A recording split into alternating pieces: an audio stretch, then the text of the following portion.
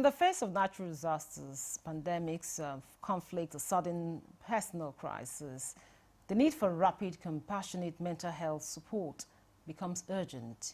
Yet, too often, those services are fragmented, inaccessible, or under-resourced. Nigeria today shines a spotlight on the frontline responders, health innovators, and community-based organizations that are redefining emergency mental health care. Exploring how Nigeria and the world are deploying mobile crisis units, digital counseling platforms, and culturally tailored interventions to ensure that trauma survivors receive timely psychological first aid. Join us on Nigeria Today to discuss steps that can close the mental health gap when disaster and the likes hits. Thanks for joining us on the program. I am Mikaria Clinton.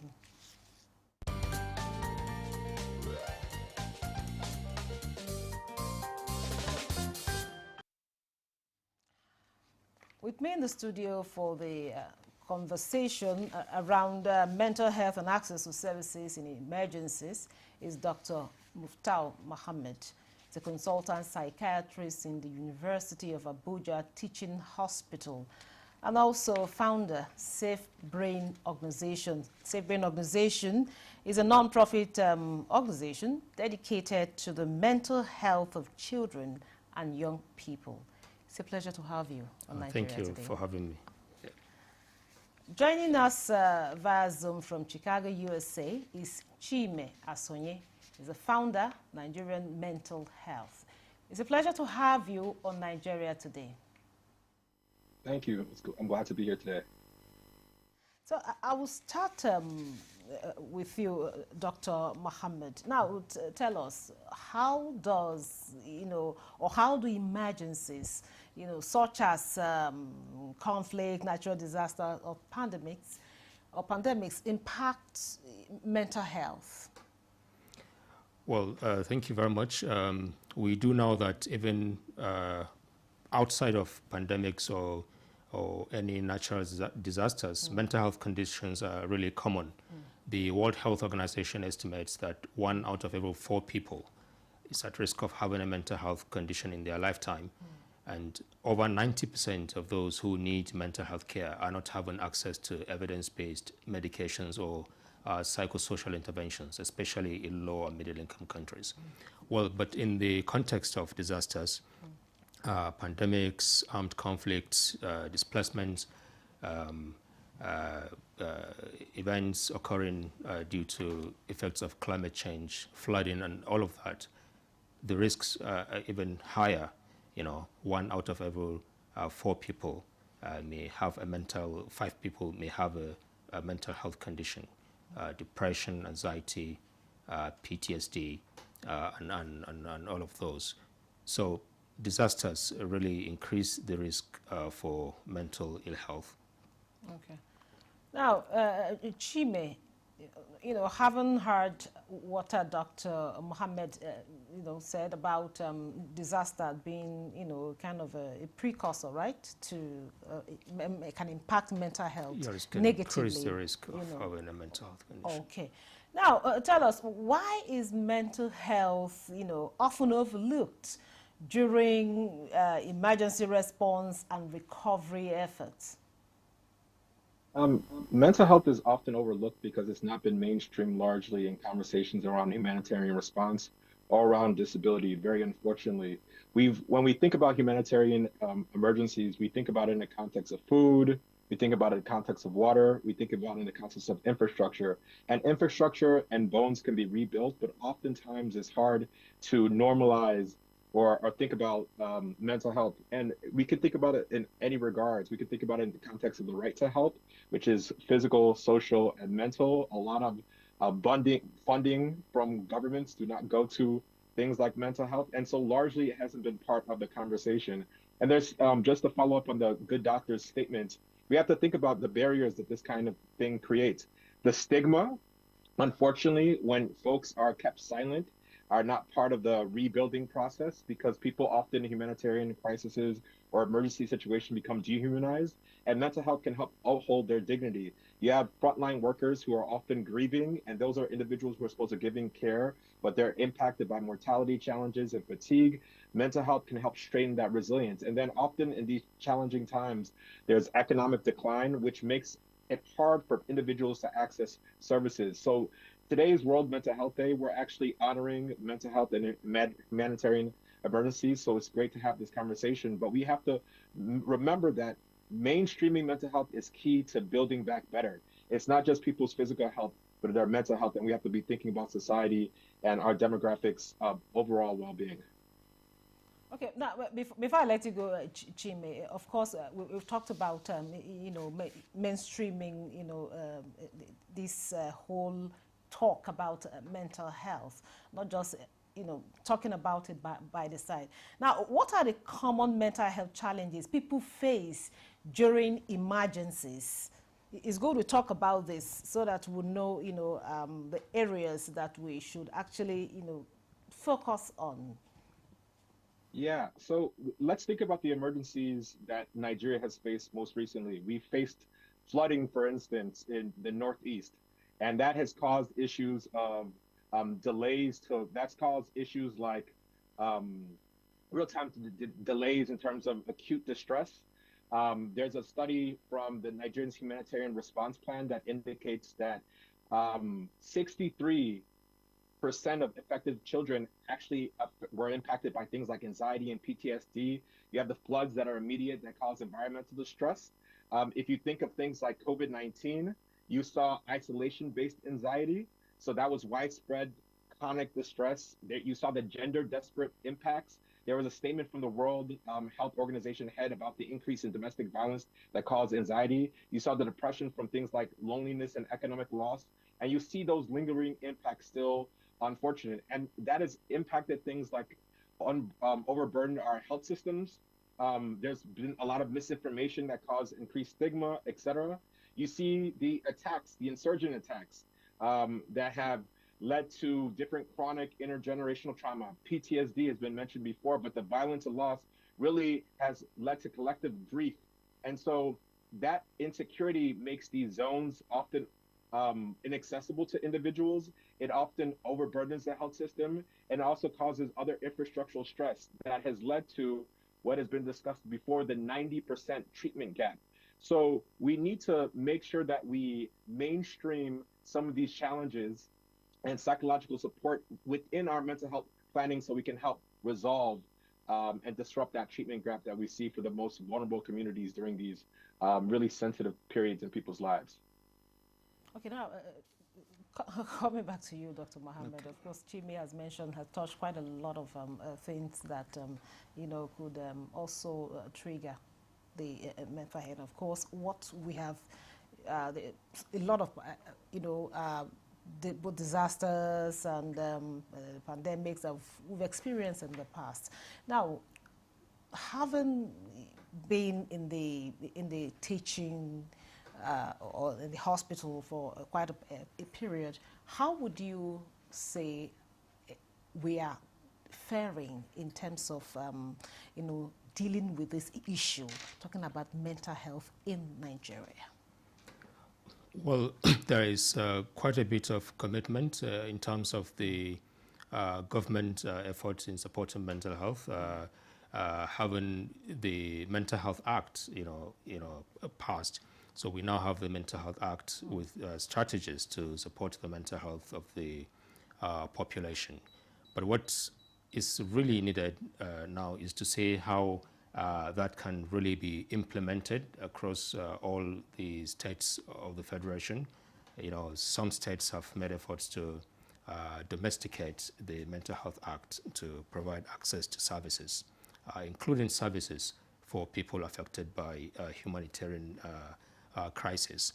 But building on what he said about the support given, it's really important to coordinate efforts, in providing these sorts of support.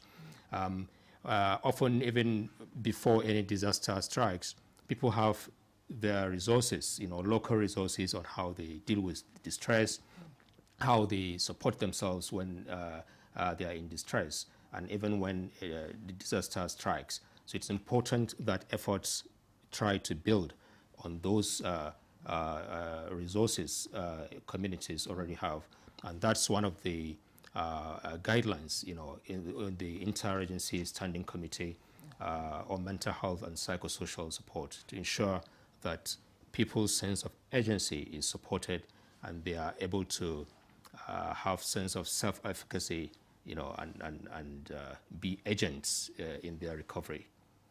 So, from your own view and from your own experience on the field, what are some of the barriers individuals have faced in seeking help? Will I say mental health help? In terms of in situations of crisis and.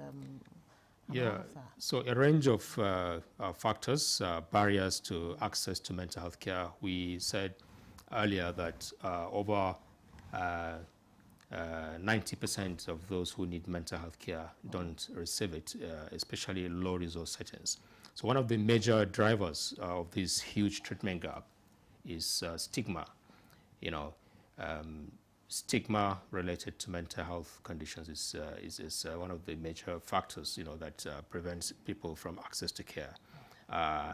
Also, limited resources. People have to pay out of pocket, to access mental health support.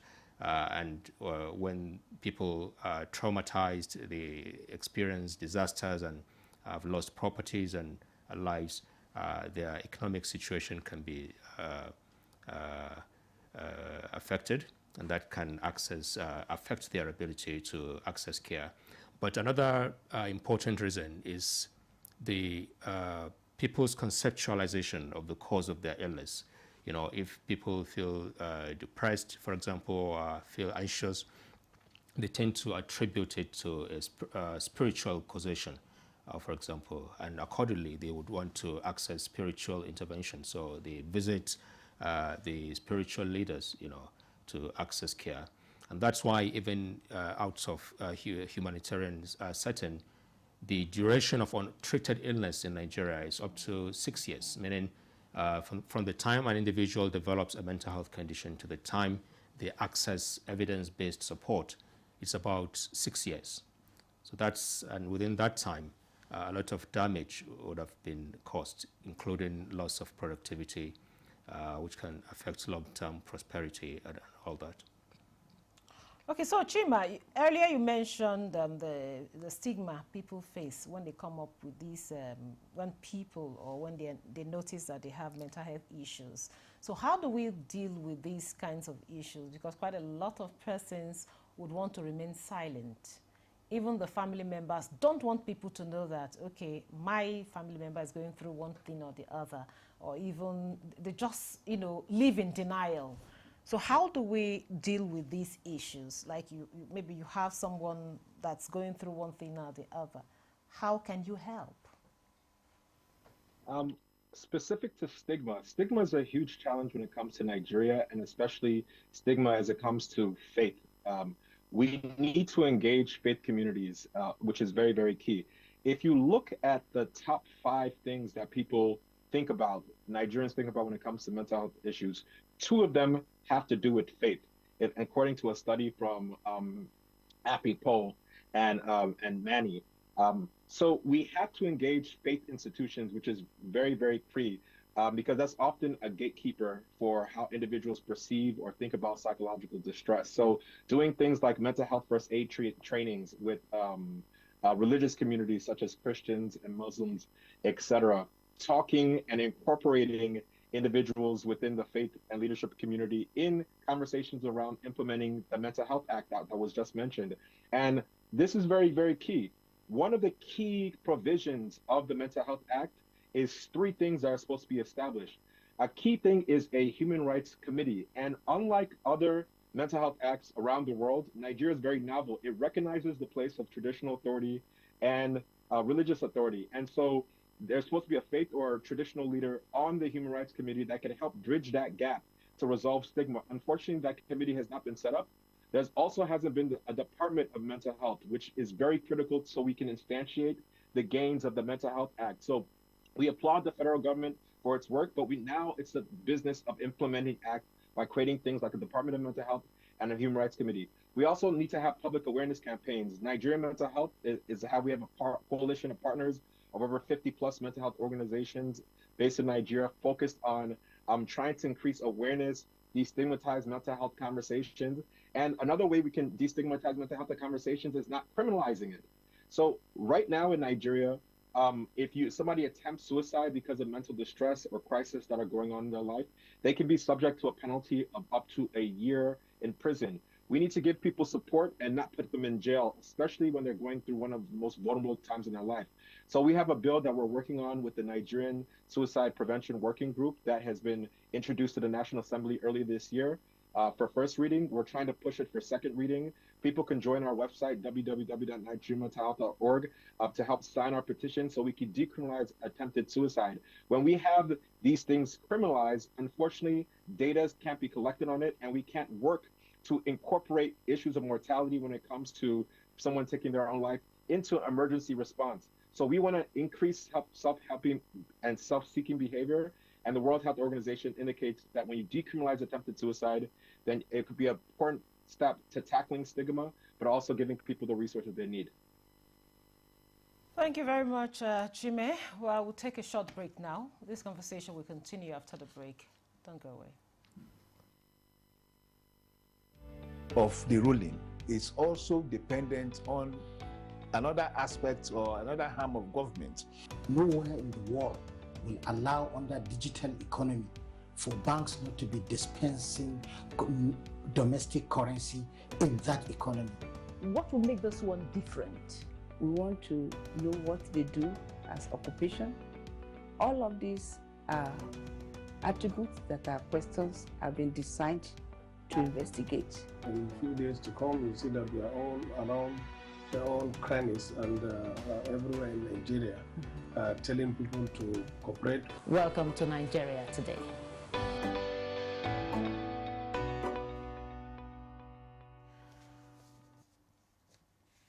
Welcome back. This is still Nigeria Today. We're looking at mental health and access to services in emergencies. And of course, I have two experts, one via Zoom and one here in the studio. Now, Dr. Mohammed, you know, before, during the break, I was talking about, you know, what we have always been talking about, mental health. Well, can you talk to us about, a little bit about some of these, maybe example of some of these mental health issues that people should know about?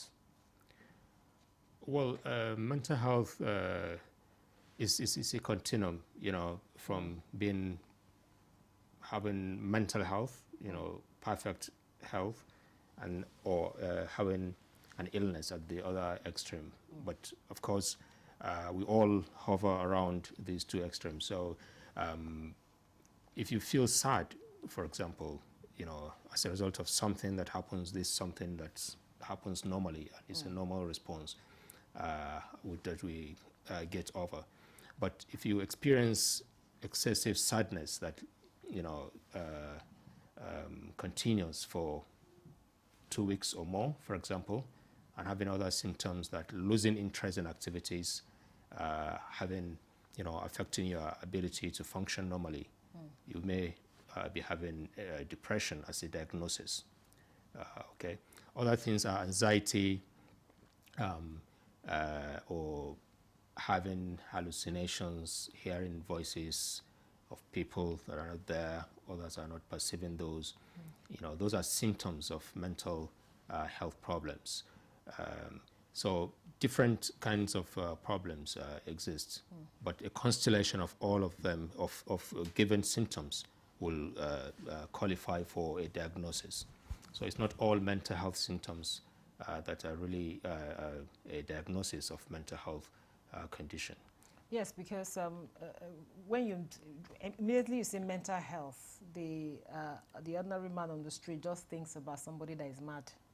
Yeah, you know, when you say somebody has mental health issues. So that's why I said just, you know, clarify some of these issues so that people will know, okay, this is what it is. Yeah, so mental health is quite wide, and the commonest mental health conditions like depression and anxiety may not readily show, except if they've developed symptoms, withdrawal, or other behaviors that can really cause,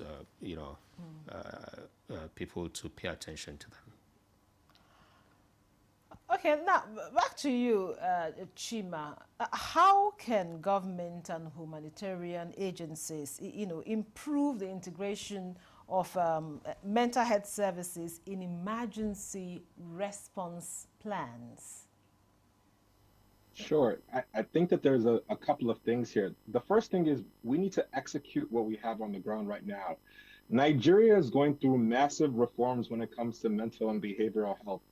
We passed Nigeria Mental Health, myself and other partners have helped draft a new national mental health policy, along with a suicide prevention policy, along with the National Mental Health Act. So there's historic reforms going on.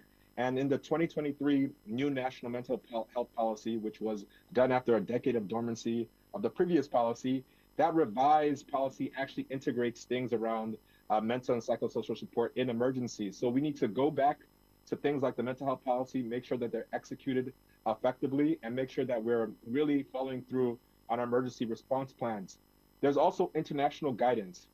So organizations like the World Health Organization have adapted a mental health and psychosocial support service package that countries like Nigeria can be ensuring that we work and we coordinate and we mainstream within our national mental health policy guidelines.